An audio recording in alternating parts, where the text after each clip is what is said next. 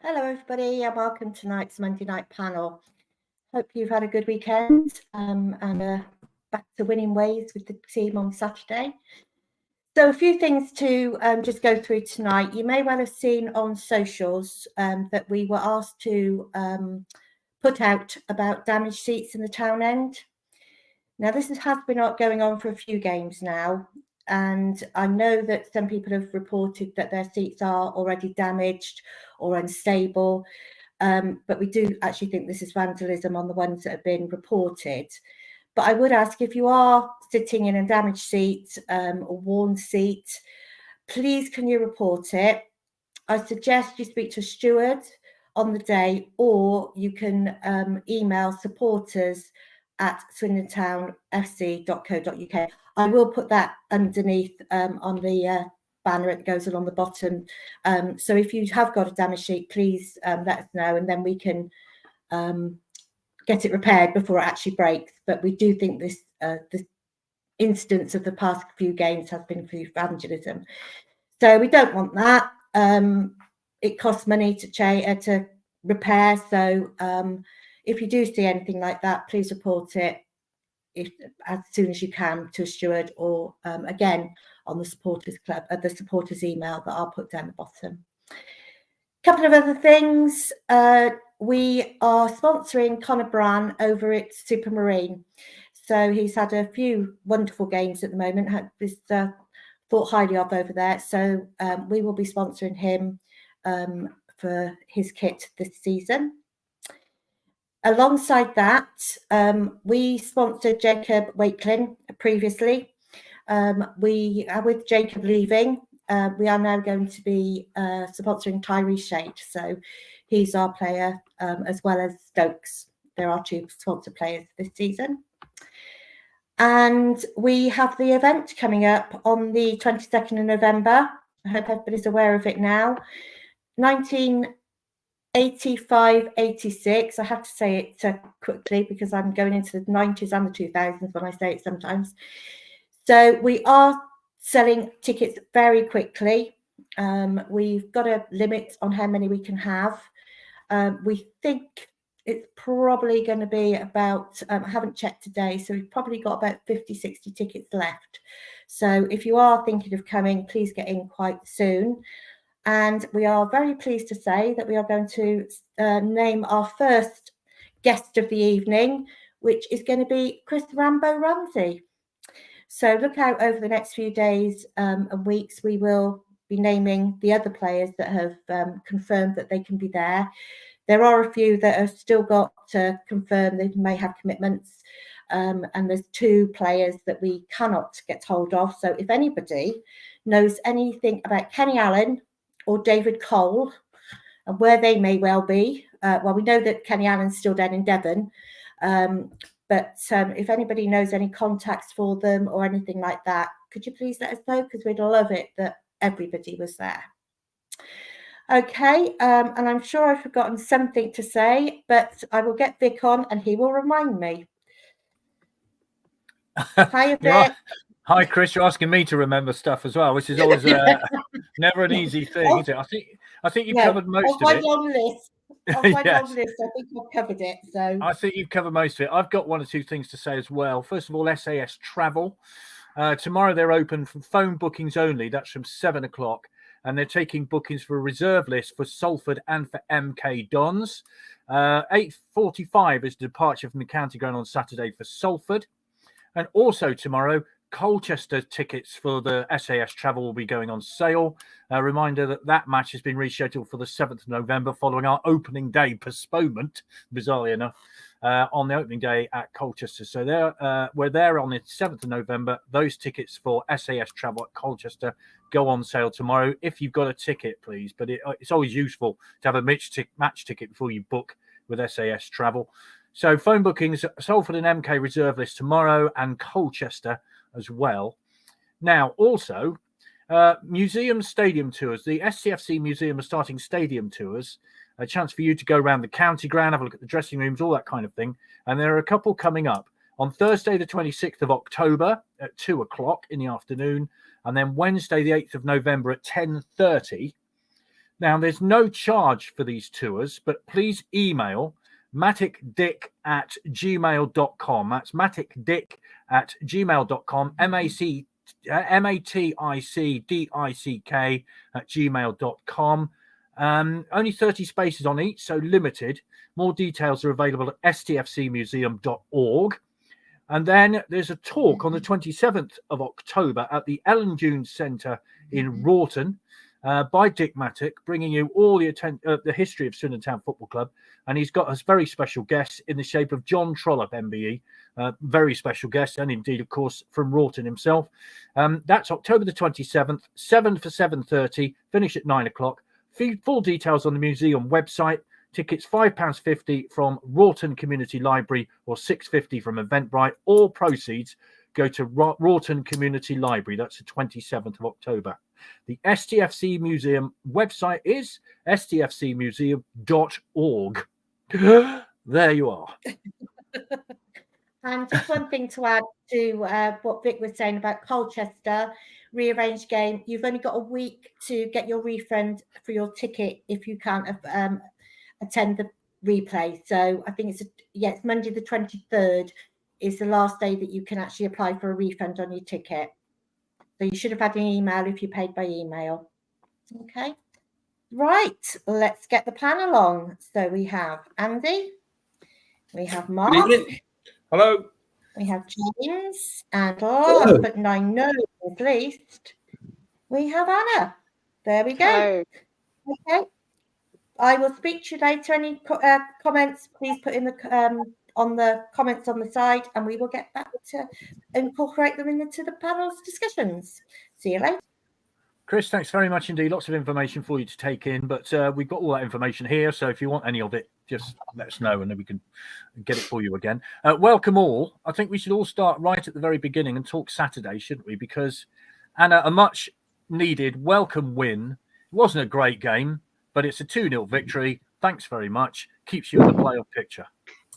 Yeah, I think that about sums it up, really. I mean, after the two league away defeats, which were, disappointing in different ways, it's just important to get those another 3 points on the board. So, like as you said, first half quite hard fought. I didn't think that Newport were much in terms of quality, but they gave us a good run for their money in other respects. And just really good to get those 2 goals and keep a clean sheet. I don't think you can argue with that, really. So quite happy overall. Yeah, there were moments, weren't there, James, when the football was great. There were 1 or 2 lovely movements. I mean, the first goal was a fabulous little ball through from Charlie Austin. Great finish from Kemp. And, of course, a good finish from Hackman Murphy in the second half from the rebound. So there were 1 or 2 special moments, but a regulation 2-0 victory. Thanks very much. We go on. Yeah, no, absolutely. I think the first half was a bit disjointed and, I don't know, just seemed a bit flat generally. And then I think obviously the manager got into them at half time, and the second half was definitely an improvement on the first. But yeah, you're right. 2 good goals. Probably should have scored a couple more. I think you could argue that probably Newport had a couple of decent chances as well that probably they shouldn't have missed. But I think for me there are a couple of things really. I think Austin's been getting a bit of stick recently from some sections of the fan base. I think you saw really on Saturday why he's in the team. I thought he was immense, to be perfectly honest. But I think Shade probably had his best game I've ever seen him play for Swindon. I think in that kind of position, I think he looked decent, to be honest, and he looked threatening. So I think all in all, it was good to get back into winning ways. But you're right, it wasn't the best game in the world, but second half definitely a lot better than the first. He knew he was going to be sponsored by the Supporters Club, you see. That's what pepped him up. Try Shade. Exactly. Did the business, obviously. I mean, Mark, you mentioned Charlie Austin there. I mean, it's a great ball through. And look, he's not the Charlie Austin of old. He's not the fox in the box. He's playing deeper. He is making space for other people. He plays a different role. All right. Sometimes he has a bag, in a different game. Sometimes he doesn't. But all footballers do that. Yeah, it's interesting, isn't it? Because we think exactly the same around where we're sitting, Vic, that he isn't the player of old. He's not going to be, is he? When he first joined the club, what was he, 18, 19? Now he's 34. There's a big difference. But he's a canny player. He's wily, isn't he? When you look at some of the touches that he has, obviously he's made quite a few goals. I think if you look back to the goals that he's been instrumental in making, I would suggest is probably over half where he's played a key pass, or there's a touch or whatever it might be. So yeah, some of the things he does don't come off. He's not probably going to get 20 goals now this season, is he? But if he weighs in with 12 or 15 and other players keep scoring, I think we'll be fine. In terms of the game, I think it's very similar to the previous two, Walsall and Grimsby. Both teams have been, opposition been workmanlike. We've struggled to break them down initially. They've been quite strong and determined, sat back in a low block.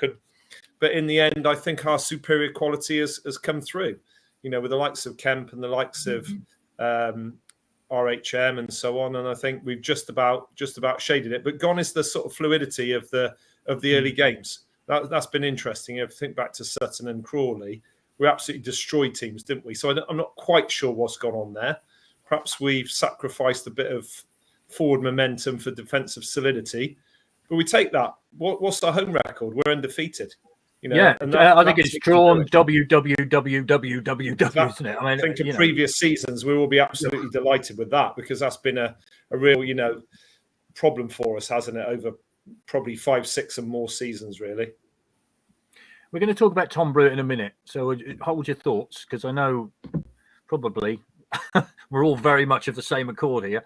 But Andy, I think I also wanted to mention Murphy Mahoney, because he's under the radar a bit, but he made 1 or 2 crucial saves on Saturday, didn't he? And he's done that a lot this season.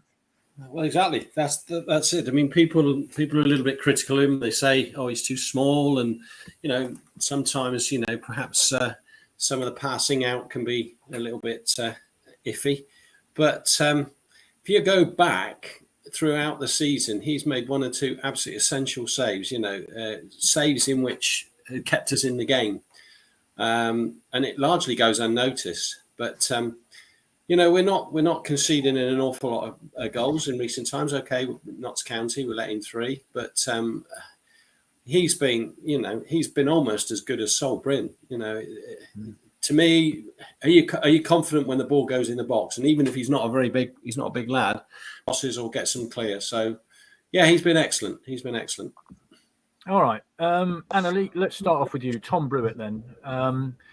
There are some performances that you think back on and you think, wow, that was almost a complete performance. I think Saturday was pretty much it from him, wasn't it?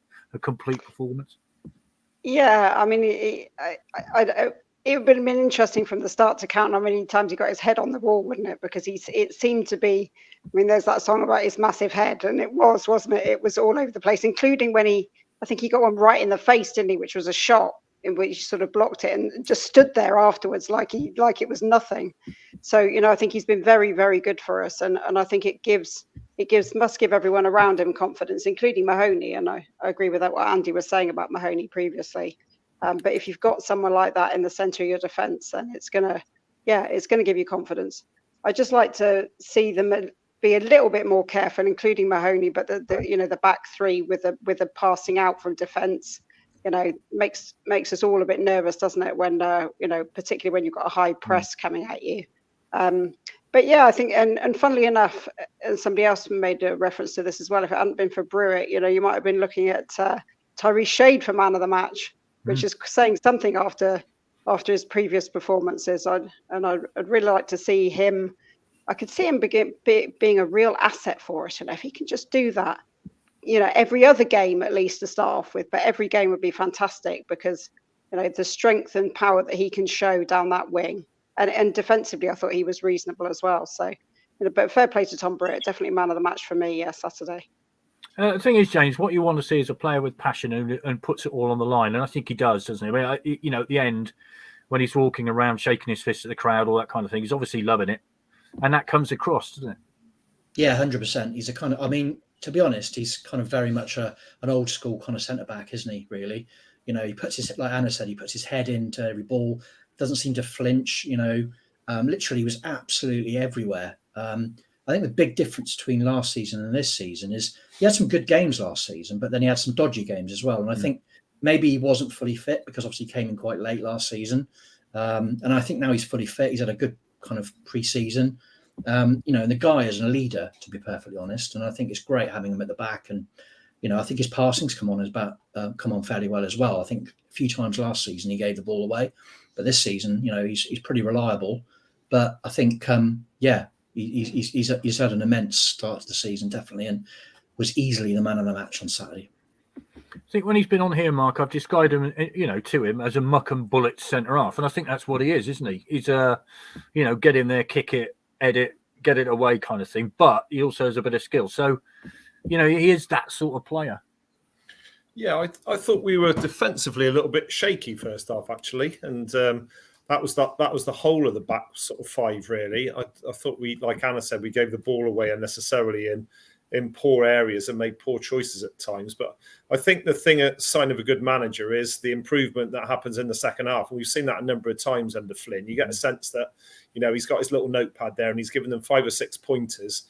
Defensively, second half, we were excellent. And Brewitt was justifiably man of the match because he just got his head and knee and chest and every other part of his body in the way of stuff. And that's what you want. He's not a huge towering man, is he? But he's solid.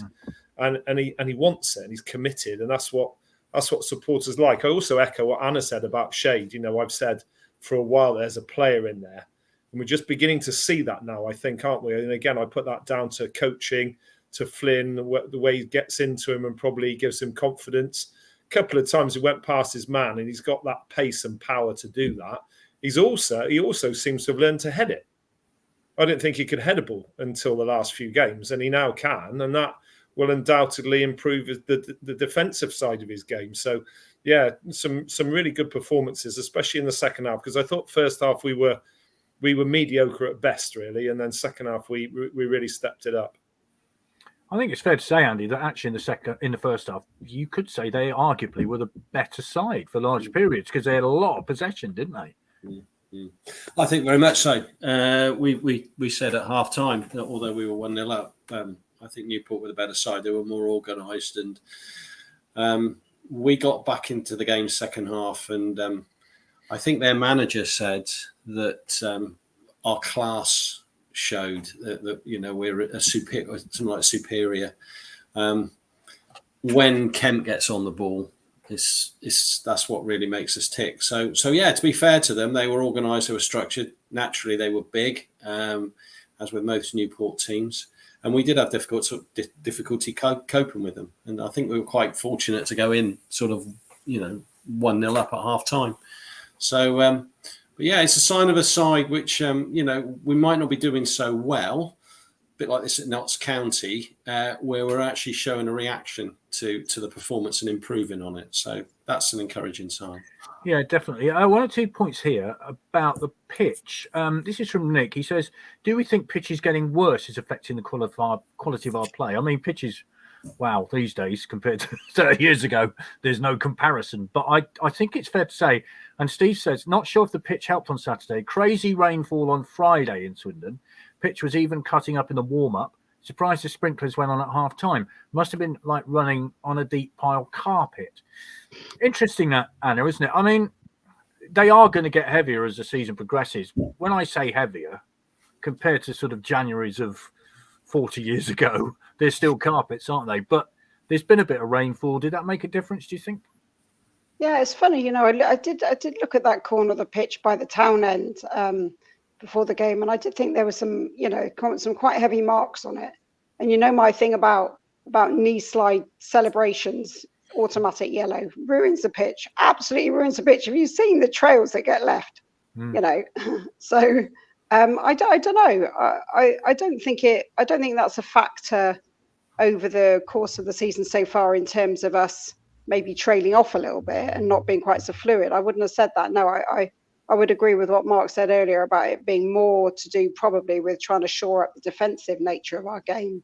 And we're still running with the ball, aren't we? Shea took it on a couple of times, Kemp when he gets the ball, and the centre backs coming out defence with it. So I don't think the pitch is a factor really. I wouldn't have said it's going to get. It might have been heavy on the legs, but I don't think that stopped. That's really a challenge that we've got to face, to be honest. Yeah, well, as the winter progresses, of course, it's going to happen, isn't it? I mean, it's simple as that. John Osmond says, Charlie was brilliant Saturday. Thank you, John. Nice to have you with us. Stephen Jones says, with every game Dan Kemp plays, is he getting further away from us being able to afford him now? James, the question we have to ask this is, Graham Alexander was sacked today, wasn't he, as manager of MK Dons? Such was Mark Hughes at Bradford City a couple of weeks back. So this begs the question whether whoever is appointed at MK, does he want to have a look at Dan Kemp? And at the minute, the way he's scoring goals, you kind of think any manager who comes in would be mad not to, quite frankly. Yeah, I would agree. I mean, you know, we've been here before, haven't we? Yeah. with loan players, we seem to get it. We seem to get it all the time. We fall in love with them, and then they get recalled. I think the thing that keeps the back of my mind about the whole MK situation, even if, you know, whoever the manager that does come in, is that they've got Payne, haven't they? And I think Payne and Kemp are very similar players. So, I don't know how Payne's doing at MK Dons, but ultimately, if he's doing half as well as he was at Swindon, then he's probably having a few good games. So I'm not sure that they bring Kemp back if Payne's doing okay. If Kane is not playing that well, then maybe they would bring Kemp back. But I think most managers will literally want to see, you know, what they've got. So I'll be surprised if it doesn't go back in January, even for the new manager just to sit in those quarters. You know, possibly the same at the Bradford as well. We were at Bradford, yeah, I think the problem is that you know, we tried to negotiate with both clubs, both loan players. In the transfer window, we didn't manage to agree a fee that everyone was happy with, but I think probably there's a few extra thousands gone on those prices now, unfortunately. So probably put them both out of our budget to purchase both of them, which is a real shame because it'd be great to get them both signed up. Yeah, your internet's got a bit strange there for a minute, James. It's all gone a bit weird, but that'll clear up, I'm sure, in a minute. What about that then, Mark? We talked about this every week, it seems to me, the Kemp/Young situation. And with managers changing, they are going to have a look, aren't they? I mean, you would think. I mean, it's up to Swindon, I guess, to say, right, here you are. This is what we're going to offer. I mean, where do you stand on this? They are going to have a look, aren't they? It's simple as that. Yeah, I'm not quite sure what the rule is about the recall clause. Can new managers just call back Young and Kemp at any time, or do they have to wait for? Because there's some talk I've heard about it needing to be in a window in January in 7 days, a bit like our friend Ginger Pele a couple of years ago. He is playing well. I take James's point about the similarities between him and Payne. It's a tricky one, isn't it, really? Because the better they do in many ways, the more they're going to be wanted by their parent club. I think, without wishing to sound like a killjoy again, in January, of our potentially 3 best players, that's Young, Kemp, and of course Khan, not being there. And that presents a real concern. So I'm sure Mike Flynn's got a plan in place should he not be able to sign Young and Kemp and a replacement for Khan. It's essential, by the way, that we get a holding midfield player, because our midfield is powder puff at best. Good though it is on the ball, we still get blown away by a puff of wind half the time. So we need some robust midfielders in there, really, to hold positions and sit in front of the back four. And it simply must be a replacement for Khan, because I would argue that Khan is instrumental to our success when, you know, he's allowing the ball players, the likes of Kemp, to get on the ball by shielding the back four. His positional sense is much better than it was, I think, last year. And so we've just got to have a plan, haven't we, to, in some ways, almost say those 3 players aren't going to be with us in January. Okay, well, what have we got? Yeah. It's interesting you say about Khan. He does a lot of his work unnoticed, doesn't he? Yeah. He's one of these players who gets about the pitch. And I think he's been very good last few games. I think he's been really good. Ian says, and I totally agree with knee slides, and he's got a little picture of a slide, which is lovely. Feel sorry for the groundsman. So there you are. Killjoys. Let them knee slide. They scored a goal. What are they supposed to do? Shake hands? Do you know what I've always worried about Have doing you your knee seen in? the pitch? Have you seen Get the on pitch with after it. this? Knee slide's great. I'd Come knee on, slide if I scored in rubbish. front of the town, then no problem. You I've wouldn't be always able worried to. about You'd be able to injuring get your down knee, that to be far. honest, when you're sliding across that pitch. I just wonder sometimes, you're going to do yourself in, quite honestly. Let's have a look. Here you are, Andy. Steve says, and this is also a point picked up by Kevin. Interesting how Fraser Blake Tracy moved to the left when Tom Clayton came on. Welcome back, Tom Clayton, by the way. Nice to see him back, only for 40 seconds or so. Should we read something into this? Clayton not fancied as a midfield by Flinney. I mean, Fraser Blake Tracy, of course, is playing in that back three and indeed sort of in the car park at the far end, it seems to me. He goes forward a lot, doesn't he, right now? Where do you sit on that? Because it's great to see Tom Clayton back, and it's another body in the squad, isn't it? Obviously. Well, yeah, I think both occasions this has happened. Flynn is shutting the game down. It happened a couple of weeks ago. He fancies a 3. He always plays with a 3, but come the closing play, he turns it into a 4, and that's simply all that happened. And I mean, I don't think Tom actually touched the ball, did he? No. I mean, if I was playing against Swindon, one of the possible weaknesses is when you play a 3 is if you've got a good winger, which Morecambe had, although he wasn't a very nice person, and Notts County were getting down that line, and that really can expose you because Fraser Blake Tracy's having to come out, or if he comes out, he's then leaving gaps. So it shows, I think, our ability to be flexible. Tom Clayton I could see Tom Clayton actually come in and sort of acting as a holding midfield. Perhaps when Khan's not playing, he may be not as robust as Khan, but he's a very intelligent player, and he reads a game. So I don't read into it too much. I don't see it. I think it's when we'll always play with a 3, but we will shut down games. We've been criticising the club the last couple of years about game management, losing games in the last 5-10 minutes. So it looks like this is what's it's a solution and a good one. Yeah. Hi, Peter. He says Murph's distribution through passing from the back adds an additional defender, and Brewitt has saved a signing because a lot of people were saying, "Oh, we've got to get a 6'3" lump in at the back," and well, his form sort of prevented us having to do that. I don't know. Simon says, "Why does Shade have one gear and it's slow and laid back? Needs to be like Hutton, get up quicker." Well, it was one run, Anna, on Saturday when he sprinted up there like Usain Bolt, didn't he? I mean, he did use his pace and. I'm one of those who shout for go on then, because you want to see him go on a good run, don't you? Yeah, I think it's a bit of a harsh comment from whoever that was, but I can understand the comment on the back of several of the other games. And he is a bit of a laid back lad. He looks laid back, doesn't he? But he can motor, and I think he showed that on Saturday in a couple of places. But just going back to possible need to replace or backfill come January. I think we still need another striker who's going to hold the ball up. Charlie had an excellent game Saturday, dropping a little bit deeper and laying on the first goal for Kemp. I thought Young was a little bit off the pace, definitely, particularly in the first half, and has been for a couple of games maybe, although obviously he didn't feature in the 2 aways. But yeah, I think we need somebody who can hold the ball up with their back to goal. So Hepburn Murphy likes to do a little spin, doesn't he, and run off the shoulder, and that's fine.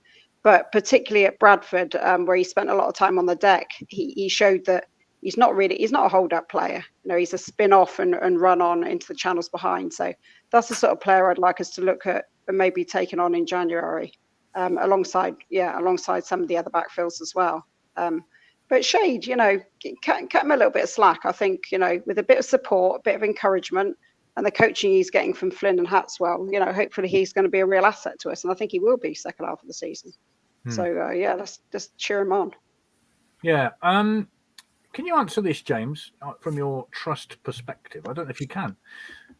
Daz St. George says, MK Dons owe us money from Twine, sell-on fee. And Mark says, do they still owe us money for Scott Twine? Surely we could do a deal. I mean, do we know the situation on that? Yeah. I mean, the Twine deal was staged over a number of seasons, and it was based on some money up front and obviously then further subsequent sums of money, but also there's obviously add-ons based on other bits and pieces as well. So it's kind of complicated. But I think the problem is that that's been agreed over a period of time. Ultimately, so MK can budget for it, I guess. So they don't have to kind of take the hit in one go, which is pretty standard for a lot of how transfers are kind of staged these days. I'm sure there's possible negotiation there, but they won't have necessarily budgeted for the monies that they owe us this season, probably. So it would mean that they'd have to stump up more than they were expecting to. But, they don't seem particularly poor, do they, as a club, to be fair, perfectly honest. So maybe there is some negotiating to do there. But yeah, that's generally how those transfers tend to work. So it'll be on a contract somewhere that they'll owe us certain amounts at certain times and in certain criteria. Is it Hull at the minute, isn't he, on loan? Is that where he is now? Yeah. Not at Burnley, obviously. They're in the Premier League, and he's obviously got a year there or a season there. Hi to Adrian, who's passed on some news that one of the stewards who worked on the gate by the Town End Arkle stand has passed away. I hope the STFC family send their condolences to such a lovely man who worked on the gate for many years. RAP, my friend. Of course, we send our condolences and our best wishes to his family. So we do that, obviously. And he'd be sadly missed, I'm sure. Right, moving on then to the FA Cup, Mark. Do you remember the FA Cup? We used to vaguely. Apparently, it's a trophy. We just play the one game each season, don't we? That's generally what it is. Yeah. And then we have the second round day as our Christmas shopping day. Yeah, and I think we once got in the third round. I think we did. Yeah, but anyway, that was many years ago, and only of older ones would remember it. No, all joking aside, we picked out a home tie against Aldershot Town. And it brought back many memories, of course, of playing away at Aldershot in the FA Cup in that fabulous Peruvian kit, if you might remember, with the red stripe that went across the white shirt, which was a magnificent kit, which we only played in once or twice, if I remember rightly. What did you think of the draw?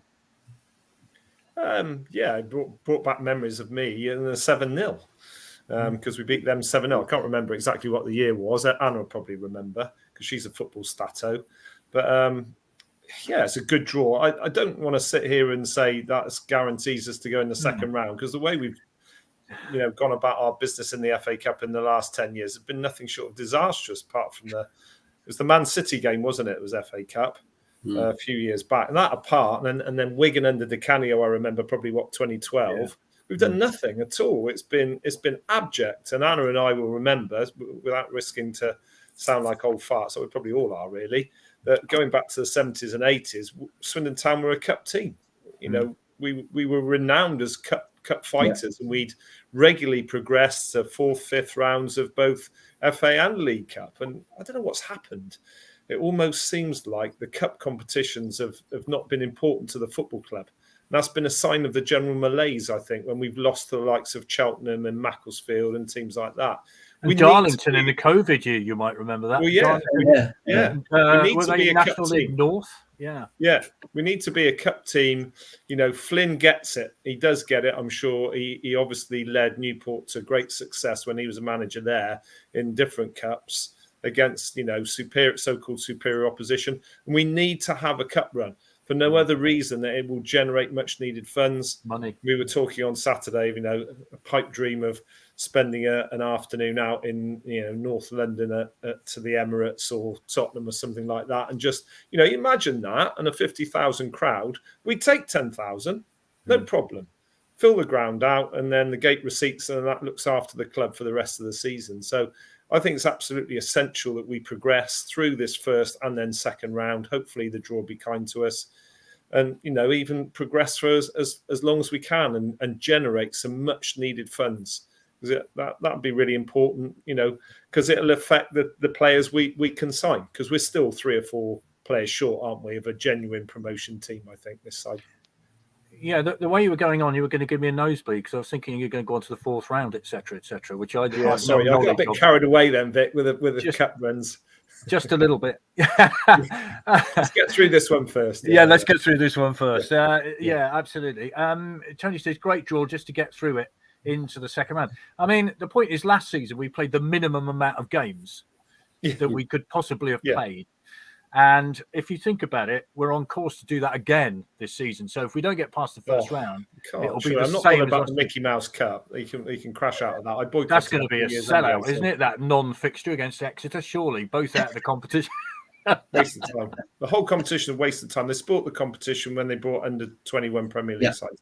I won't Agreed. go. Refuse. Anyway, we're out of it, so that's that. But so a wasted journey up to what? Well, it's not wasted; it's a game, isn't it? So, and I just wish it was an accident, to be honest with you. Yeah. That's all I can say.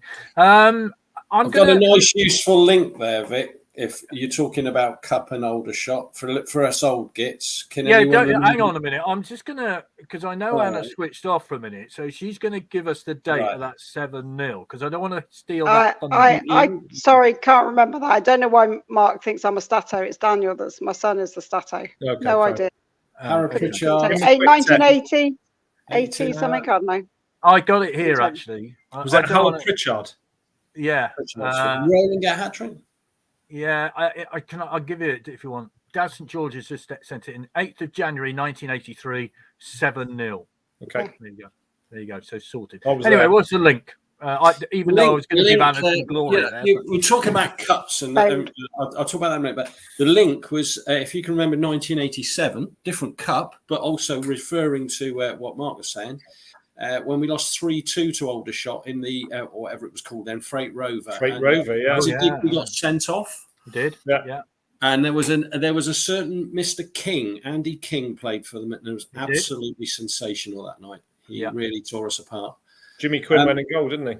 He did, and played well, if I recall. The thing is, to me, if you go back for all your years, your memories. Your memories are Arsenal's, Tottenham's, Wolves, Bolton's, aren't they? Wigan's, Leicester's.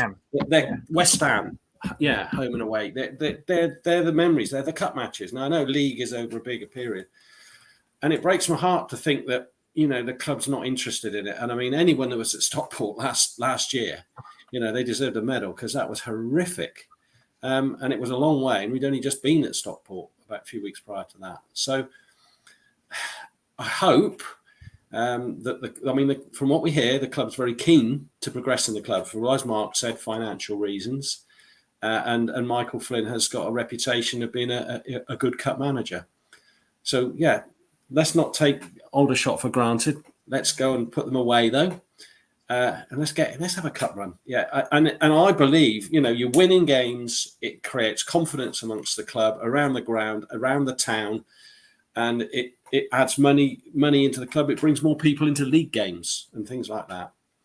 In fact, if you really want to, they could. If you want a big game, you can all queue up on the town end into the town and on a Sunday morning like we used to go in and get our vouchers. Yeah. There's one or two mentioned the fact that it'll be the return of Kian Harris, of course, who was at Aldershot at the minute.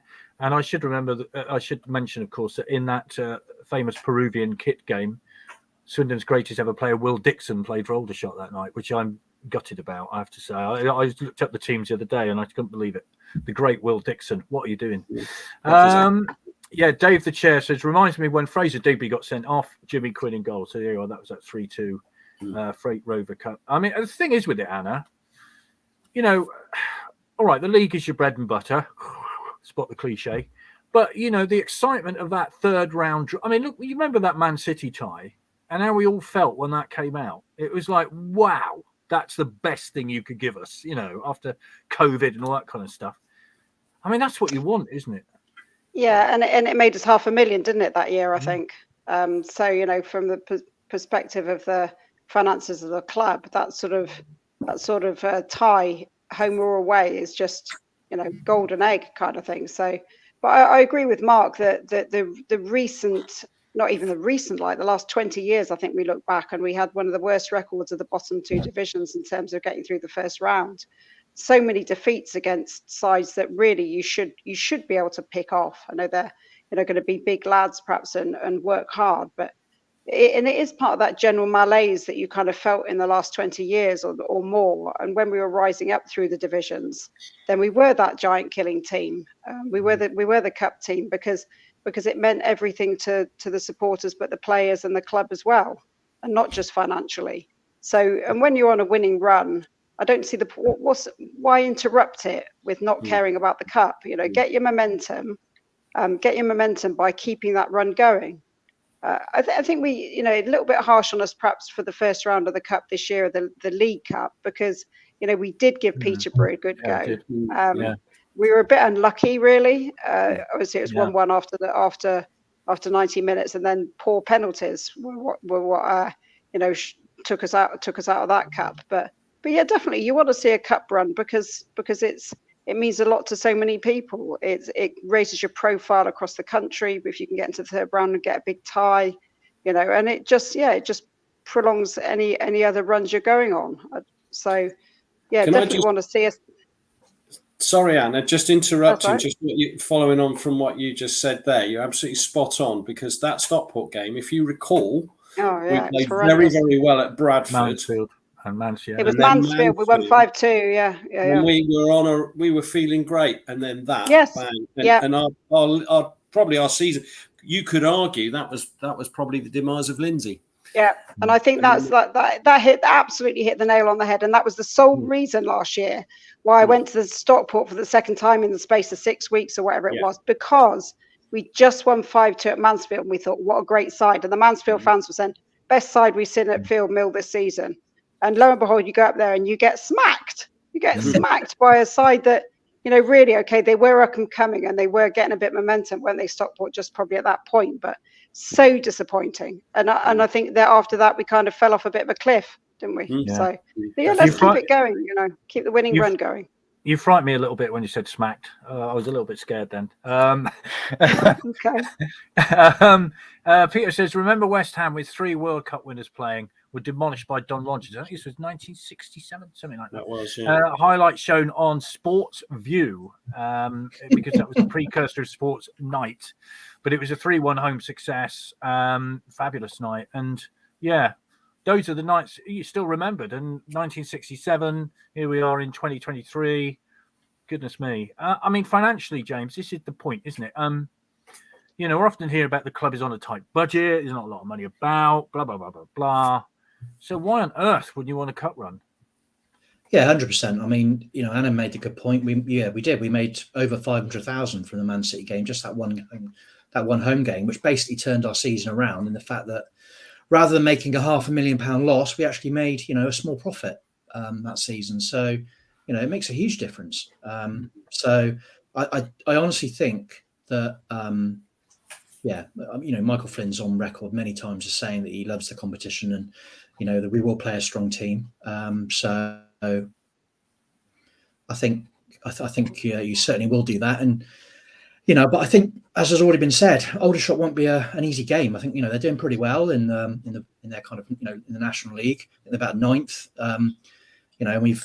But we've got a decent record against them. If you look back, I don't think we played them for about 12 years in all competitions, but we've done fairly well against them.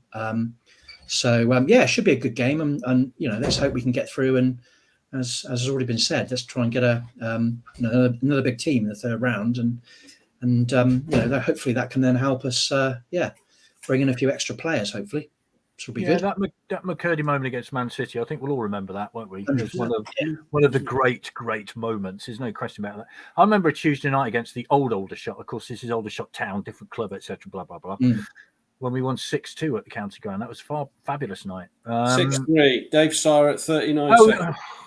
5 minutes half time. Come on, get it right. But Sorry. Will Dixon scored the second goal. All right. Good old Will. Yeah, what a player. Joe Butler went to Aldershot. Of course he did. Yeah, and of course the great Charlie Henry went to Aldershot. So it's the Charlie Henry derby as well in the first round of the Absolutely. Cup. Yeah. Right. So there we are. We're at that stage of the season, aren't we, Mark? Where everything's possible. Everything is possible, apart from getting on the League Cup and indeed the EFL Trophy. Apart from those two things, what did the Romans ever do for us? But everything is still possible, isn't it? We're there, aren't we? Yeah, we're feeling positive about the season. I think, when a new manager comes in, I suppose similarly to Lindsay last year when we were in a similar position, 6 after 12 games, 22 points. Unbeaten at home, a couple of defeats. I think we'd all have taken that and said, great, now we need to push on. And the way we push on is to make sure that we sign some players and have that plan B that I referred to earlier on. We simply cannot, you cannot sit still and coast. The league won't allow you to. It's a stronger league than last year with the likes of Notts County, Wrexham, Mansfield, I think, are probably my favourites now to go up. And Stockport, of course, are very strong. So we simply cannot sit still. We need to have a plan in place for players to come in the January window. And that plan needs to be in place right now.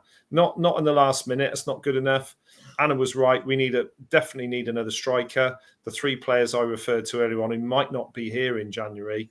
So yes, it's all to play for, but now is the time to plan for a couple of months ahead. And if we do that, I think we've got a really strong chance, coupled with the good cup run that we talked about. You know, it'd be nice to think that we could do it. The shame for those younger fans is they don't remember. Apart from the Man City game, they don't remember the nights when that ground is absolutely rocked. And that ground, when it's full, even now with 15,000 capacity, is still amazing. You know, it still gets the hairs on the back of your neck standing up when everybody is singing in unison. It really does. So, yeah, we've just got a plan, and hopefully then it doesn't end like last season, a massive damp squib and just a big letdown, really. I was just trying to think, actually, if you think back to recent cup nights, Aston Villa in the League Cup comes to mind. Yeah. The best cup run, though, if you think about it, Vic, I reckon, apart from the Mickey Mouse Trophy where we got to the final in 2012, I reckon you go back to about 95 with the semi-final against Bolton. Yeah. In the League Cup. I reckon that was the best run that we've had in the last sort of 30 years. And that ground for the 2-1 win, Peter Thorne, if you remember, scored both goals. It was absolutely rocking. It was brilliant. And those are the sorts of days and nights that we need to recreate. You know, it's important that we do that for the club's future, I think. I think we're all right on the away leg at Bolton until we scored. It went pear-shaped. They suddenly woke up and went, oh, we better have a go now, man. Sadly, Lee says we've been beaten by some dire sides. Remember this? Histon. Macclesfield twice in 2 seasons, if I remember rightly. 4-0 and 2-0 at the County Ground. Tony says, I wonder if we play on a Friday night on TV Monday or a Sunday. They haven't sorted out the TV games as far as I'm aware, have they? No. I don't know if they're doing that rolling thing on a Sunday. Mansfield Wrexham will be. It'll be Salford again, won't it, as well? It'll be Salford. Salford or Wrexham. Wrexham, so, it will be. There are 1 or 2 tasty non-league teams against league teams at home as well, aren't there? So Chesterfield, Portsmouth, that should be on. Yeah. Okay. Well, keep us on at 3 o'clock on a Saturday. That's fine, because I've got a 10K the next day on the Sunday, so I don't want that messed up. If that's all right with you, not being selfish or anything. 4-3 at home to Arsenal was the best. Now we're talking classics here. I mean, if you want to talk about a classic night at the County Ground, that game against Arsenal in the League Cup quarter-final, boy, oh boy, that was a night. Still my greatest game ever. Still, that is my greatest game ever. I know we won the Premiership, but sorry, 4-3. Liam Brady. Oh, God. Phenomenal. What a game. 2-0 up. I always remember the steward kissing the ball when he put it on down for a corner. Fantastic. What a moment. Right. It's something actually that's been... hang on. I'm just going to... Oh, yeah. Tony says, great news on parking for the ground for the away trouble. Now, I'm not going to spend long on this, Andy, but we were talking to the club about this, and we just wanted to clear up what it actually means. So if you are travelling on SAS Travel in midweek on a Tuesday, what does it mean? Go. Basically, if you are travelling, as you said, on the coaches to away matches on midweek games, or obviously it's going to be a Tuesday, or indeed on a bank holiday, under normal circumstances, if you parked your car in the County Ground car park, you would pay. We've agreed with the club. The club are pleased to say that in future you will not be paying. The process will be that as you alight the coach or just after, we will take your registration number, we'll bounce it back to the club, and then you'll be exempt from any car parking. So you don't have to actually even pay in advance. You just leave your car there. We're delighted that the club's sort of like taking this view, and big thanks to Anthony Hall, the new chief executive, who sort of like put that into place so quickly. So, and also we hope that it might encourage more people to sort of take advantage of the incredible work that SAS Travel do, and take even more coaches. So yeah, if you know any further queries, just get in touch with us. But it's pretty simple. You just go on the coach. We'll take your registration number, send it into the club, and that's it. And I think the first time is Colchester, 7th November. I believe it is. Yeah. Yeah. So that'll be the first time that actually happens. But it'll happen sort of 8 to 10 times a season. But it's just a little gesture that the club's done, and we're very grateful. Yeah, very good. So there we are. That happens then. Right. January 79 lost at Aldershot to a last-minute John Dungworth goal in the FA Cup. 11,000 Craig got 2 goals, didn't he, that night? Andy Rowland scored for Swindon with that Peruvian kit on, if I remember rightly. Yeah, fabulous. Also beat Huddersfield under Di Canio in the FA Cup. That was a fabulous performance. Who were 40-plus unbeaten in League One at the time. That was fantastic. A really terrific Saturday afternoon. I think that was one of Simon Ferry's greatest ever games as well, if I remember rightly. Brilliant performance. And Anthony says Wolves semi-final 2-1 at home. Let's not talk about Molineux.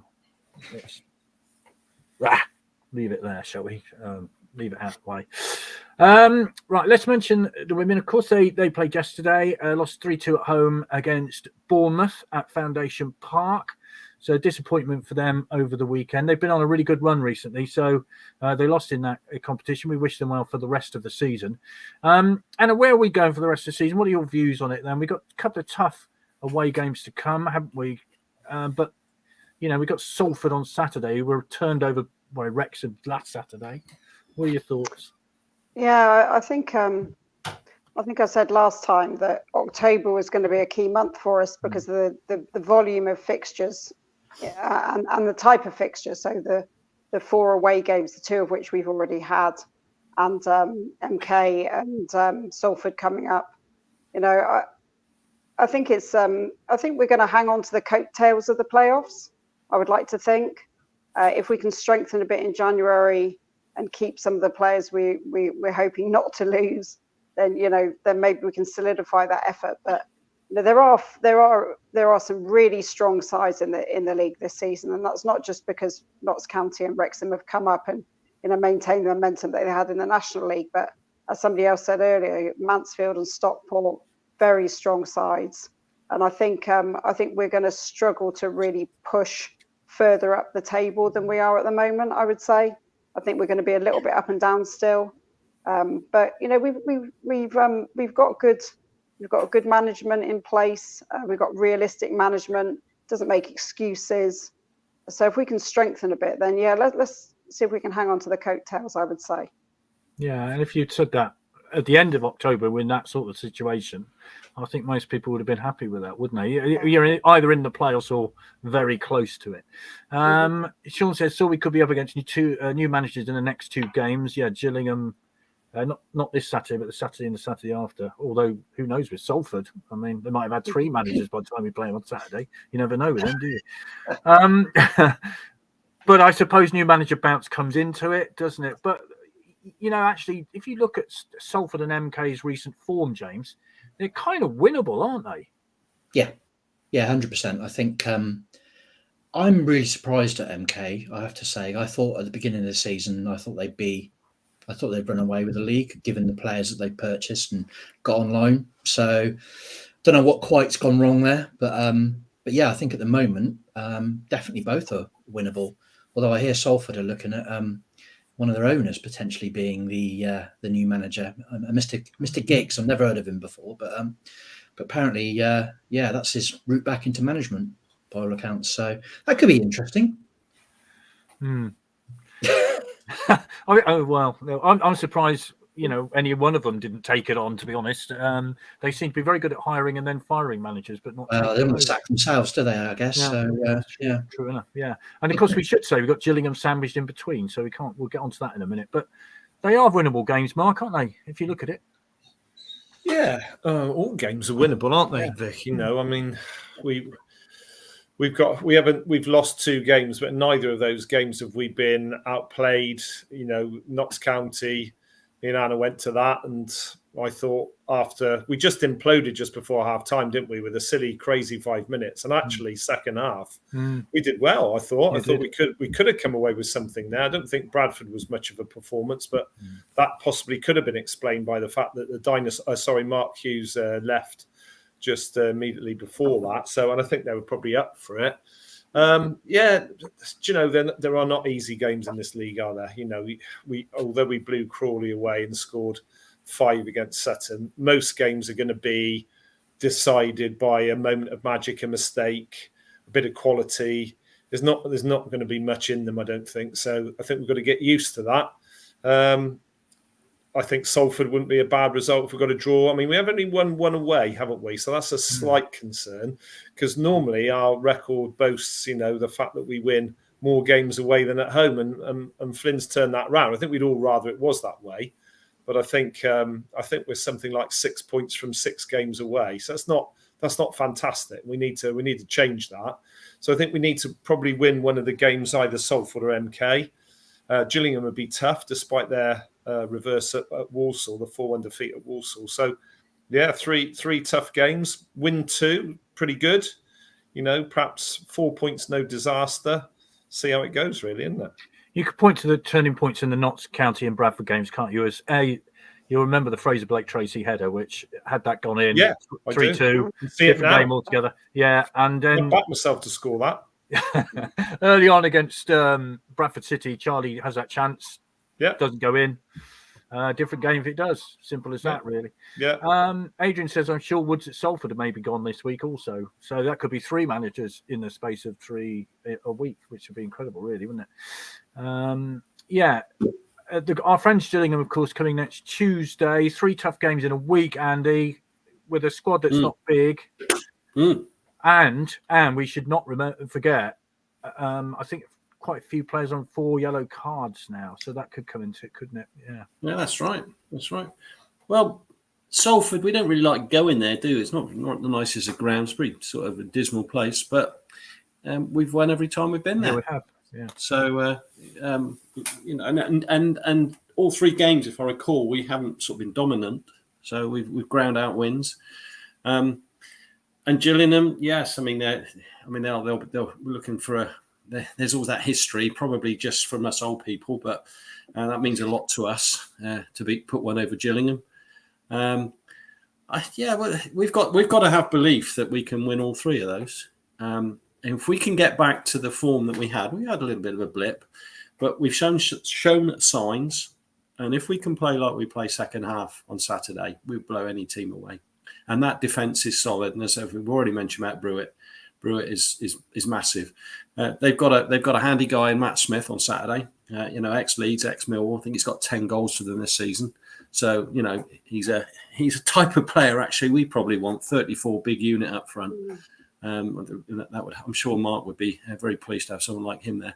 But no, I'm confident. Let's go and get. Let's go and get. Well, can we get 7 points? Yes, we can. Yeah, 7 points next 3 games. Yeah. What we need is Jake Young to have the ball ricochet off somebody, then hit his knee, hit a post, and then crawl over the line. That's what we want, Anna, isn't it? We want one of those because he desperately needs a goal, doesn't he? Yeah. I think he does. I think, you know, most footballers and perhaps strikers, particularly, are confidence players, and he just needs to get a ball over the line. But I think luck comes with hard work as well. He's got to keep working hard and get in the right positions. So yeah, let's see what happens. But Salford last season, as I recall, was Jody Morris's first win, wasn't it? Came from behind, I think, and everyone thought, oh, maybe, and the next game, oh no. So you know, Jody Morris thought, you know, that might be the start of something good, and obviously it wasn't. I think they're going to be really tough games. You know, we Gillingham next week is going to be difficult. I think we get a stopwatch started on how long Johnny Williams spends on the deck, because we know he will. I know he's been starting for them, curling up in a little ball like he's been hacked and probably hasn't been touched. We know that's the spirit, don't we, with Johnny? But great player for us. So I hope he gets a. Should get a good reception, definitely. Yeah, I think so. So yeah, and then we've got MK after that, and I might have to break my duck and and actually go to the stadium. I've had my own personal boycott against them since since they robbed Wimbledon of their football league status. But I might have to succumb this season. I'm going to say something controversial then. I really like that stadium. I think it's really nice comfortable seats. It's a nice food. Yeah. The atmosphere is pretty dull. Not about that, though, it's it about the principle. But never Anyway, mind. Anna, I've got to say that we've got Ify Nora as a special guest next Tuesday. And he, of course, was a player for Gillingham and, of course, a player and a manager for us. Mm-hmm. And much respected, I think, by both clubs. Yeah. And you were going to say something about Ify Nora. What were you going to tell us? Only that one random Saturday in about 2000 and I don't know, it must have been 2000 when he was at Gillingham. I decided I'd go and watch Gillingham Doncaster. No idea why. I think the town game must have been off for some reason. So I go down there and I'm in the I think I'm in the away end. But he kicked. You ask him about that game because he kicked somebody, and I thought, yeah, red card straight off. So that was it, really. Just remember that. I remember thinking, you silly boy, right in front of the ref. I have to say, it's not the sort of random game you'd normally pick, is it? Gillingham against. I think it was because at that point, I hadn't been to Priestfield. Right. Okay. It's a glamour tie. Okay, I'm going to take that one off. It's not down the road, is it? Let's be honest. Steve says, as long as we're in the playoff position by March, April, guaranteed, then it's a push for autos.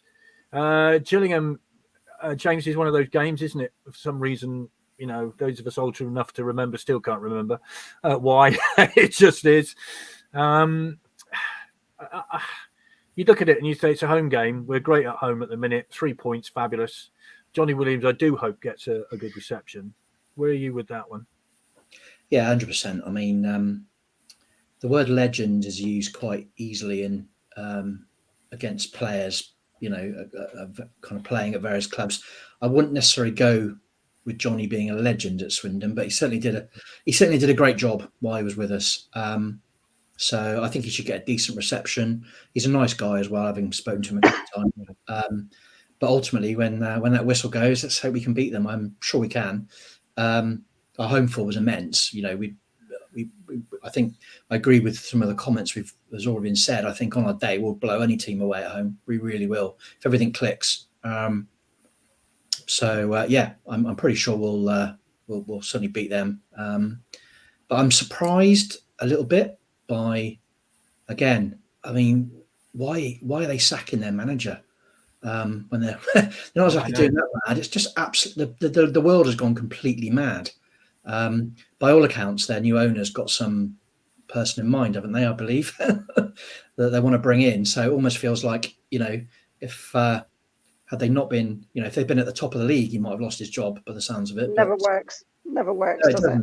It doesn't. But apparently they've got some some kind of manager in mind that the new owner wants to bring in, and But I mean, I feel sorry for Neil Harris, to be honest. I mean, he's done a decent job there, but I think we should certainly turn them over at home, definitely. Well, I'll throw into the equation Birmingham City. John Eustace did a fabulous job at Birmingham City. Thanks very much. Here's the door. Very strange.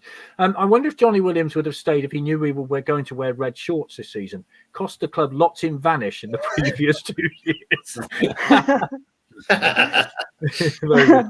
Right, thank you ever so much, everybody. We'll draw this to a close. Just a reminder that Chris Ramsey is the first of our guests in the 1985-86 reunion bash at the Legends Lounge on the 22nd of November, which we're all really looking forward to. It should be a fantastic night. Yeah, what a player that was.